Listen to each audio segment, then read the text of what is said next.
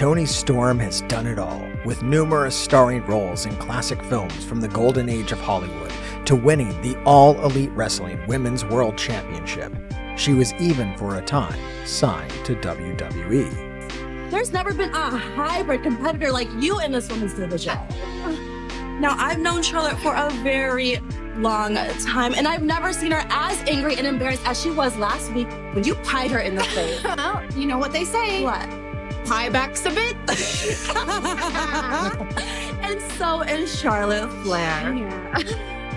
In 2018, Storm would win the second Mae Young Classic by pinning Io Shirai at an all-women WWE premium live event called Evolution.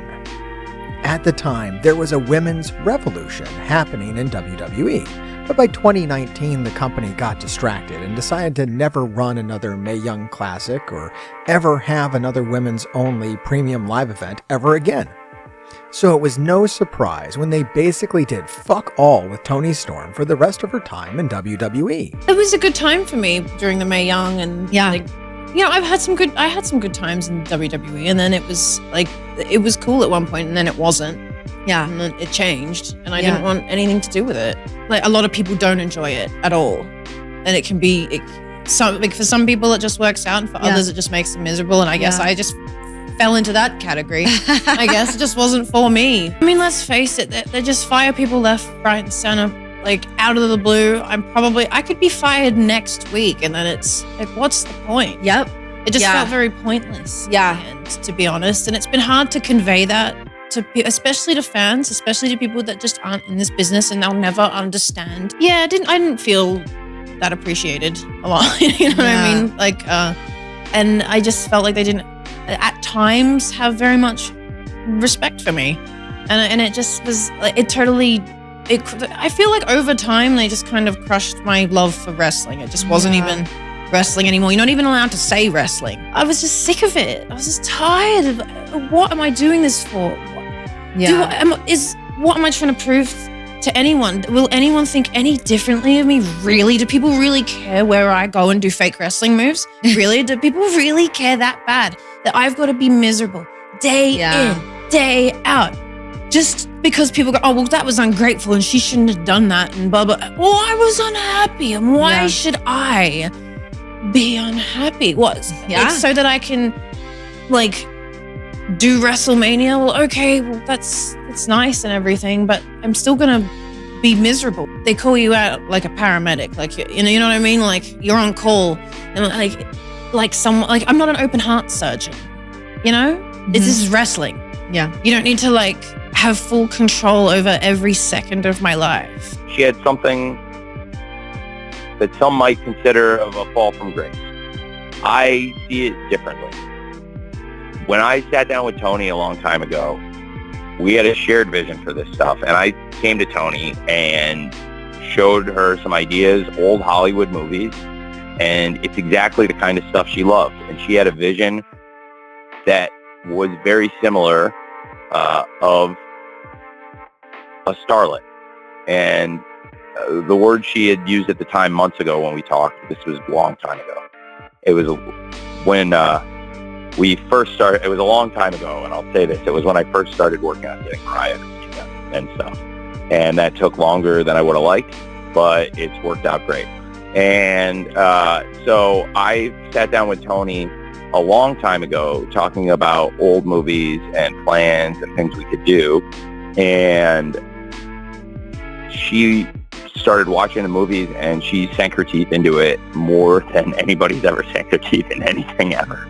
And she had such great ideas, and then we brainstormed, and I think Toni's great, and love working with her. And it's just incredible. She is not just channeling the Hollywood starlet. She's become the Hollywood starlet, and it's undeniable. She is timeless Toni Storm now. I have a very close relationship with Warner Brothers. I always have. They have a Warner Brothers studio on the Gold Coast of Australia, which is where I grew up. Before AEW, yes, I was a WWE superstar. Eventually came a time where I thought, I must branch out. Why? something was calling for me. There was something inside of me that says, Toni, no, your destiny is elsewhere. I mean, thank God for AEW, honestly, because, you know, there was a time where I wasn't happy where I was, and if it weren't for All Elite Wrestling, Tony Khan, I don't know what I would have been doing. Don't know. I'm not sure of the trajectory of my life, where it would have gone had I not had the option to come to All Elite Wrestling. So I'm very thankful for it. Today, Toni Storm wrestles her tits off for All Elite Wrestling, where this week she had a match with another ex-member of the WWE Women's Revolution. Not only just a member, she led the revolution. Of course, I'm talking about Saraya. What could go wrong? Wow, the internet just fucking blew its top over this match. I mean, you can see all the negative reviews over here. Jim Cornette said some sideways shit on Twitter. Saraya's having a goddamn blast on Twitter, which I love to see. She's just happy that she's trending, as she should be. Fuck it, who cares what they're talking about? Because Saraya looked great in this match. I don't get it. I have no idea what they're talking about. If anyone's going to get any criticism, it's going to be Toni Storm. And I don't understand that criticism. She is getting this criticism because she is female. These negative reviews over here talking about how this is our world champion doing clown shit. How can I take this seriously? Motherfucker, people were not saying this about MJF. People just weren't. I mean, maybe a few of them were, but the overall consensus was, is the shit MJF was doing last year was entertaining as fuck. The main event of All In got high ratings across the board from what I remember, from what I saw, and I don't remember anyone talking about all the goofy shit our supposed world champion was doing. Toni Storm is getting unfair criticism, bad faith criticism, just because she's female. She's entertaining as fuck in the ring, man. I don't know what she's doing. I like the callbacks to like the old style wrestling that she's bringing up. If wrestling is fake, then explain this shit. I use that shit myself. I'm probably got this as a Instagram clip right now with a clip of some ridiculous shit that Toni Storm was doing with a caption up above that reads, if wrestling's fake, explain this, then fucking Einstein. Yeah, I don't know, guys. I don't know why that plays. I don't know why people enjoy that shit, but I enjoy watching Toni Storm.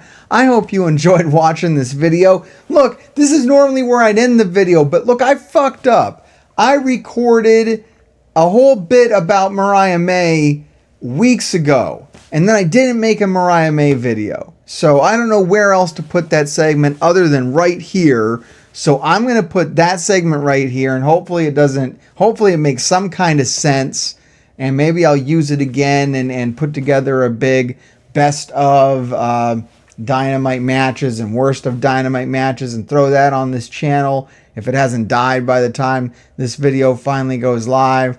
I don't know what I'm doing, guys. Keep digging. So often when I see people criticize AEW for its storytelling, it comes down to that so many of the stories are, I'm the best wrestler. No, I'm the best wrestler. Let's fight for a belt. Now, I believe that is a valid wrestling storyline. It's one of the oldest and, most tried and true wrestling storylines there is. However, when AEW delivers something interesting and layered and complex, I don't see them getting any flowers for it. And that's what we got here with this match between Toni Storm, Mina Shirakawa, Mariah May, and on the other side, Anna Jay, Harley Cameron, and Saraya the Outcast, the new version of the Outcast. I don't understand why any match with this much engaging storyline stuff happening in it would get such a low rating. It seems like the people on Cage Match really just go for pure wrestling matches. And I mean, they kind of hate women's matches just to begin with. So a women's match that has a lot of storyline elements in it. Although I thought the action in the match was pretty solid. Nothing crazy, but I thought it was good work. Nobody botched anything. Nobody no-sold anything. Those are the usual things that piss off the Cage Match crowd. None of that here, just strong story work between Mina, Toni, and Mariah. The stuff that they're doing there, this like kind of love triangle angle that they're working, I find it's really interesting and something that I really haven't seen in professional wrestling, at least not recently, hasn't been on my radar. I think it's a really cool storyline. I think it's super fun. The moment at the end where Mina ends up inadvertently cracking Mariah in the head with the champagne bottle. What's cool about this is that I really don't know who to root for. I don't know who the good guy here is. I mean, I think what we're setting up here is like a face turn for Mariah May.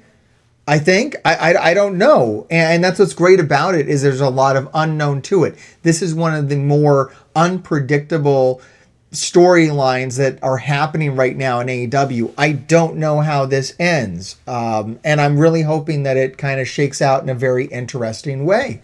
And I hope that you found this video interesting. Just look through the channel, find a video you haven't watched, and watch it next, because it really does help. That's probably the biggest thing you can do. And, you know, make sure you subscribe and make sure that you keep digging.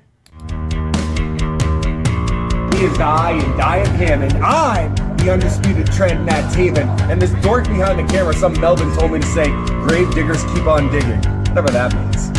I am AEW wrestler and Ring of Honor tag champ Mike Bennett. And remember, grave diggers keep digging, but not the monster truck. Even though my son really likes that monster truck, I kind of like Son of a Digger, and so I'm going off on a tangent about monster trucks because my son really loves monster truck, but we're talking about the YouTube channel, so make sure, grave diggers, keep on digging, baby.